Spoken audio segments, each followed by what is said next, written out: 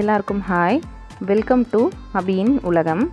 இன்றைக்கி நம்ம சேனலில் ஒரு நான்வெஜ் ரெசிபி சிக்கன் 65 எப்படி சூப்பராக சிம்பிளாக டேஸ்டியாக வீட்டிலே பண்ணலாம் அப்படிங்கிறது தான் பார்க்க போகிறோம். இதுக்கு தேவையான பொருள்கள், இதோட மெஷர்மெண்ட்ஸ் எல்லாமே டிஸ்கிரிப்ஷன் பாக்ஸில் கிளியராக கொடுத்துருக்கேன். நம்ம சேனலில் போட்டிருக்க மற்ற ரெசிபிஸோட லிங்க்கும் டிஸ்கிரிப்ஷன் பாக்ஸில் கொடுக்குறேன், செக் பண்ணிக்கோங்க. சிக்கன் 65 பண்ணுறதுக்கு ஸ்டார்ட் பண்ணிடலாம். 1/4 கிலோ போன்லெஸ் சிக்கன் எடுத்து வச்சுருக்கேன். இதை நல்லா வாஷ் பண்ணிவிட்டு மஞ்சள் தூள் போட்டு கழுவி எடுத்து வச்சுருக்கேன். இந்த 1/4 கிலோ சிக்கனுக்கு 1 டீஸ்பூன் இஞ்சி பூண்டு விழுது, 1 டீஸ்பூன் மிளகாய்த்தூள், 1 டேபிள் ஸ்பூன் மைதா. மைதாக்கு பதிலாக நீங்கள் கடலை மாவு கூட எடுத்துக்கலாம். 1/4 டீஸ்பூன் போல் கேசரி கலர், இந்த சில்லிக்கு தேவையான salt, 3/4 table spoon cornflour, 3/4 table spoon அரிசி மாவு, அரை லெமன் அதோட ஜூஸ் எடுத்துக்க போகிறோம். இந்த அளவுகள் எல்லாமே 1/4 கிலோ போன்லெஸ் சிக்கனுக்கு சரியாக இருக்கும். இது எல்லாமே 1 by 1 சேர்த்துட்டு நம்ம மேரினேட் பண்ணிக்க போகிறோம். இது கூட 1 டேபிள் ஸ்பூன் கெட்டியாக இருக்கக்கூடிய தயிர் ஆட் பண்ணிக்க போகிறோம். இதே சேம் மசாலாஸ் ஆட் பண்ணிவிட்டு சிக்கன் போன்லெஸ் பீசஸ்க்கு பதிலாக சிக்கனோட லெக் பீஸ் ஆட் பண்ணிவிட்டு கூட சேம் அப்படியே ட்ரை பண்ணலாம். இது கூட இஞ்சி பூண்டு விழுது, மிளகாய்த்தூள், மைதா 3மே ஆட் பண்ணிக்கலாம். அடுத்ததாக கார்ன்ஃப்ளவர் மாவு, அடுத்ததாக கேசரி கலர், அரிசி மாவு, இந்த சில்லிக்கு தேவையான சால்ட். இது எல்லாமே சேர்த்துட்டு தண்ணி எதுவுமே சேர்க்க வேண்டாம். நம்ம சிக்கன் கழுவிட்டு நல்லா ஃபில்ட்ரு பண்ணி வச்சா கூட அதில் கொஞ்சமாக ஈரப்பதம் இருக்கும், அதிலே நல்லா மிக்ஸ் பண்ணி எடுத்துக்கலாம். உங்களுக்கு வேணும்னா ஒரு அரை முட்டை இந்த டைமில் சேர்த்துக்கோங்க. நான் முட்டை எதுவுமே சேர்த்துக்கல. நல்லா மிக்ஸ் பண்ணிவிட்டு அந்த அரை லெமன் அதோட ஜூஸ் அப்படியே ஆட் பண்ணிக்கலாம்.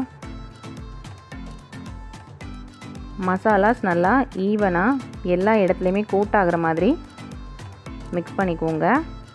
நம்ம சேர்த்துருக்க மசாலா எல்லாமே சிக்கனில் நல்லா இறங்கி வரணும். அதுக்கு நம்ம அரை மணி நேரம் இதை அப்படியே க்ளோஸ் பண்ணி ஃப்ரிட்ஜில் வச்சு எடுத்துக்க போகிறோம்.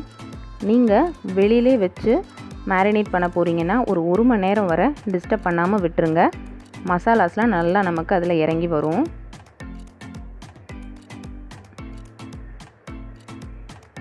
இப்போ நல்லா நமக்கு அரை மணி நேரம் ரெஸ்ட் பண்ணியிருக்கோம். நல்லா மசாலாஸ்லாம் இறங்கி வந்திருக்கு. ஒரு பேனில் சன்ஃப்ளவர் ஆயில் ஹீட் பண்ணியிருக்கேன். எண்ணெய் நல்லா ஹை டெம்பரேச்சரில் இருக்கிற மாதிரி பார்த்துக்கோங்க. ஒரு பீசஸாக உள்ளே சேர்த்ததுக்கு அப்புறமா அடுப்பை மீடியம் ஃப்ளேமில் வச்சுக்கோங்க. அப்போ தான் ஈவனாக குக்கரில் உள்ளே எல்லாம் வெந்து வரும். ஒரு சைடு வெந்ததுக்கப்புறமா இன்னொரு சைடு நம்ம டர்ன் பண்ணி போட்டுக்கலாம். மொத்தமாக இது 8லேருந்து 10 நிமிஷம் மீடியம் ஃப்ளேமில் குக் ஆனால் போதும். நமக்கு எல்லா சைட்ஸுமே நல்லா வெந்து வந்துடும், சாஃப்டாகவும் இருக்கும். எப்பயுமே சிக்கன் ஓவர் குக் ஆகக்கூடாது. 10 நிமிஷத்துக்கு மேலே குக் பண்ணாதீங்க. அப்படி 10 நிமிஷத்துக்கு மேலே போச்சுன்னா ரப்பர் மாதிரி நல்லா சவுக்குன்னு இருக்கும், சாப்பிட்றதுக்கு நல்லா இருக்காது. இப்போ பாருங்கள், ஒரு 9 நிமிஷத்துக்கிட்ட ஆயிருக்கு. அந்த பபிள்ஸ் எல்லாம் நல்லா நுரையெல்லாம் அடங்கி வந்திருக்கு. இதை பிளேட்டுக்கு ட்ரான்ஸ்ஃபர் பண்ணிக்கலாம்.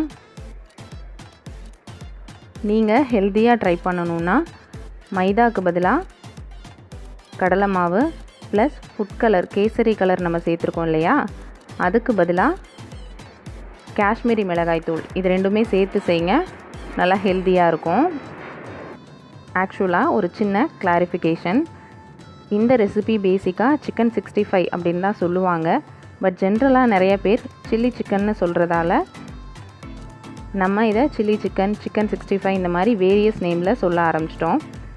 சில்லி சிக்கன் அப்படிங்கிறது இந்த மாதிரி நல்லா ஃப்ரை பண்ணிவிட்டு இதுக்கப்புறமா நம்ம சாஸஸ்லாம் போட்டு ஆட் பண்ணி செய்யக்கூடியது தான் சில்லி சிக்கன்.